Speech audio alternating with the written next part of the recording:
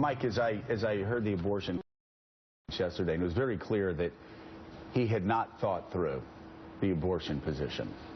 And even when you talk about banning abortion, I don't even hear that talk that much. What I hear is taking the issue back to the states from conservatives, which is what they got 3 hours later. But, you know, you and I have both seen, you know, Bob at the Rotary Club. And everybody likes Bob, and he's a good, you know, small businessman.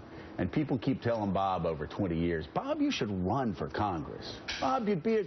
And finally, Bob decides he would because he's a good old guy, and he's like in small business, and he goes out there and he talks about the importance of small business and less taxes and less regulations.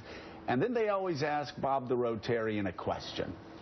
And because he's only been doing this for 6 months, which Trump's now been doing it for 9 months, on a much larger scale, Bob the Rotarian says the most horrifying thing that makes you look in the paper and go, oh my God, how could Bob the Rotarian be that smart in so many other areas, but so damn stupid in this area?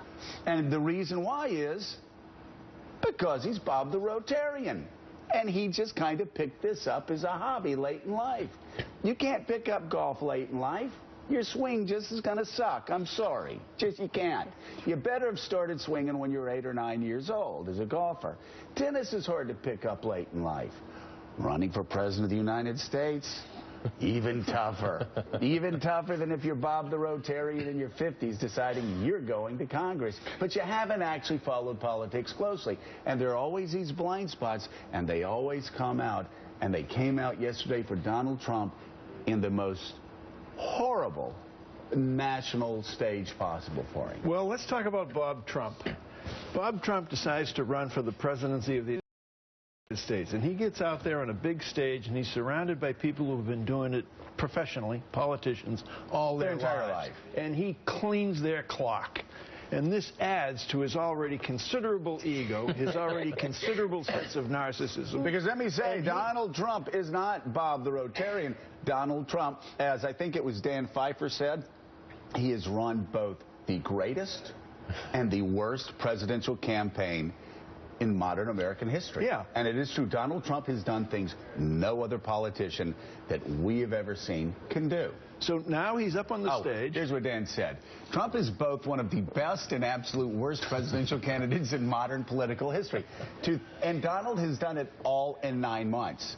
It has been a death-defying act that nobody on the planet could do. He's up there on the stage, and then it dawns on him slowly but surely. Physically, it's an exhausting process running for president.